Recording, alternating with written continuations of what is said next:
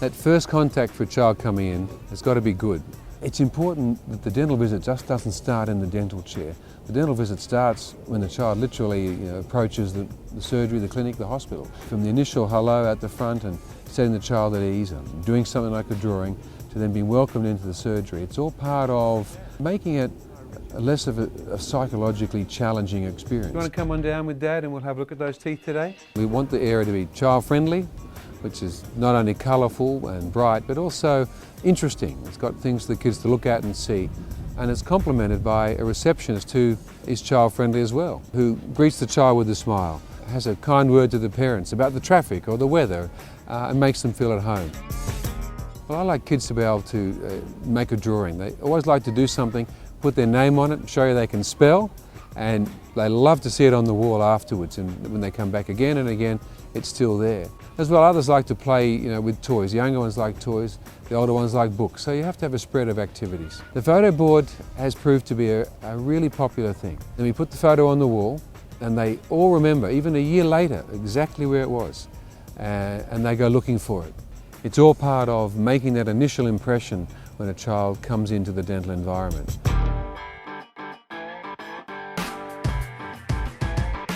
There's a desire to be a little bit different when a child comes to visit you. I mean, dentists have a particular persona that they're pretty dull and they're boring, and it's important, I think, to try and change that. And that, again, the first contact. When they come to visit me, I want to be not what they're expecting. I don't like wearing surgical garb, and I don't wear scrubs and things, and I've always worn different coloured shoes, and that's been my little hook. The kids come in looking for it. Just to break down the expectation. When you dress up in a little more surgical, it sort of sends a message, what's going on here? This is a little different. And that first dental visit is unique. It's not something a child's done before. They have to sit in a chair that moves and there's a bright light above them. They're told to sit still, and sometimes they realise their parents are a bit anxious. If I can remove one element of that by being just an average bloke in street clothes, it helps me with that overall approach to the child. It's important to make children feel special.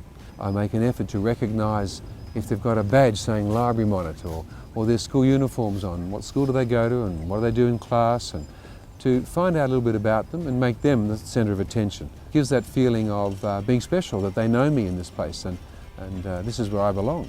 As you get older in your working life, you've got to keep in contact with the popular culture. And it might be a 3 or 4-year-old wanting to deal with Dora the Explorer, or the 8 to 10-year-old on MySpace, or the adolescent on Facebook. Those things are important to identify with. As hard as I try to do the street talk, I can never get it right, but it's fun trying, and it's really important to be who you are. And everyone's going to do it differently, but for me it's being accessible, letting them know I'm just another person they've got to deal with, and that this is just another friend that we have to go and see. It's just part of our health checkups.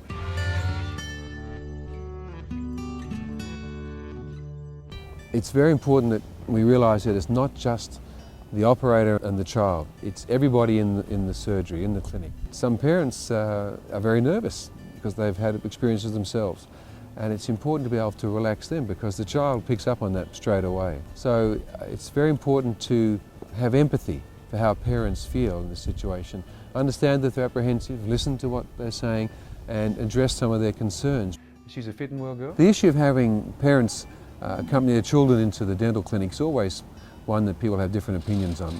I always invite the parents in. I'd like to be there when my children get something done in a health environment, and that's what I do for others. In having the parents in the surgery, I often use them to help me get the work done. Sometimes I'll ask the parent to come over to the chair side to see what I've done, and ask the little one to, can you open wide so your parents can have a look in there and to see what I'm doing, and that's very useful. Other times the parent might want to come over and give the child some comfort by holding their hand. The interaction with the parent just underscores the fact that this is a non-threatening environment. My parents are comfortable here, therefore I should be comfortable here. It's not too different from anything else. I mean, you like a haircut or going to visit the medical doctor to have my ear looked at. Again, with parents, language is an important aspect. So you might talk about a tooth erupting. And to most people that's a volcano erupts, you know. So we talk about the tooth arriving in the mouth. Similarly, it's important to use lay language in describing all sorts of things when talking to the parents and for the child. There's one thing to remember, you might be talking to the parents, but the child is always listening.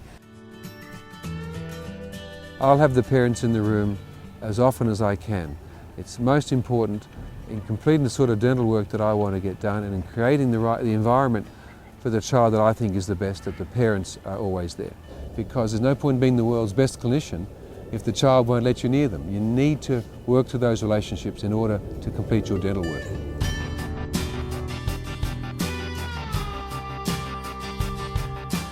Look, it is really important not to cut to the chase in the wrong child. Some children just get on with it, you know, they're comfortable. But the child who's a little anxious and will become a good dental patient if they're handled the right way, if they're helped in the dental environment the right way, is the important one to recognise. And you can recognise this from the moment the child walks in, the way they relate to their parent, the way they look around the room. You know the child's quite apprehensive. So in that situation, I like to diffuse it. I'll sit in the dental chair. Okay, well thank you. Listen, I might sit here. He looks like he's pretty keen today. I often take no notice of the little child, and they're expecting to be the focus of attention. And it slowly diffuses the issue. Well, not as threatening as I thought it might be. And then I will sometimes do a drawing. Bailey, I'd like to get a look at your teeth in a minute, but before we start, I just want to do a little drawing of you to see how I go. How many ears have you got? 2. Work down to saying, I just want to draw that smile and how many teeth. And before long, the child will open their mouth and let you have a look. How wide can you open? And yet they're not in the dental chair and they arrived initially quite apprehensive. And you get a look and it hasn't been traumatic and you haven't forced the issue, and often at that stage the parent can be quite surprised that you've got so far. Well, you remember this is quite a new environment when the child first comes into it.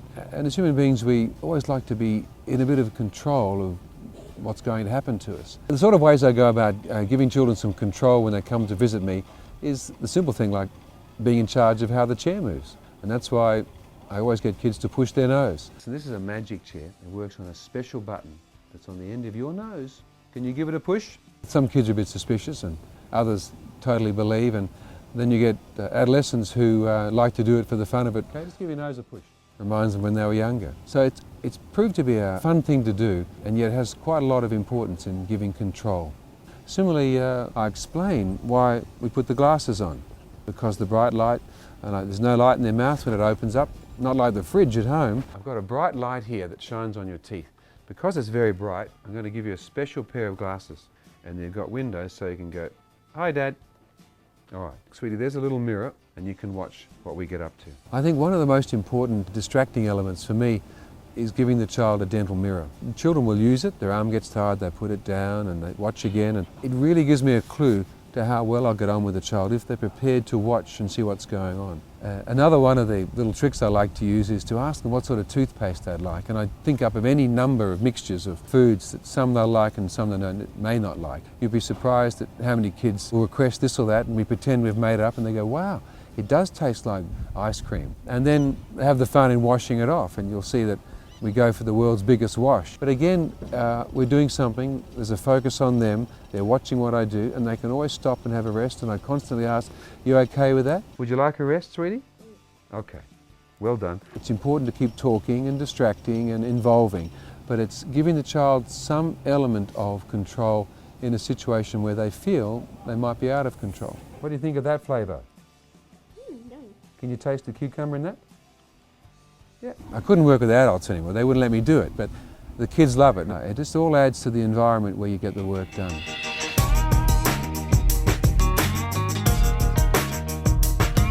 Okay, I think we're done. You still awake?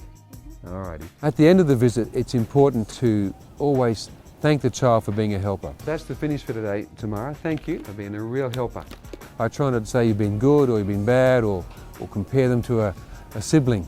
I just say thanks for helping, and sometimes it's been a difficult visit. And I'll say thanks for helping, you've tried hard and I appreciate it, thanks. I'll look forward to seeing you next time. And sometimes you're the first person that has ever said to the child, "Look, you've done a good job and I like you and I'll see you again." It's important to say that, and I try and say that often. I rarely, if ever, withhold a treat. I usually say, "Well, that's been great and I've got a special treat for you and thank you for coming." It's really significant in working in dentistry that you have ongoing relationship with these kiddies.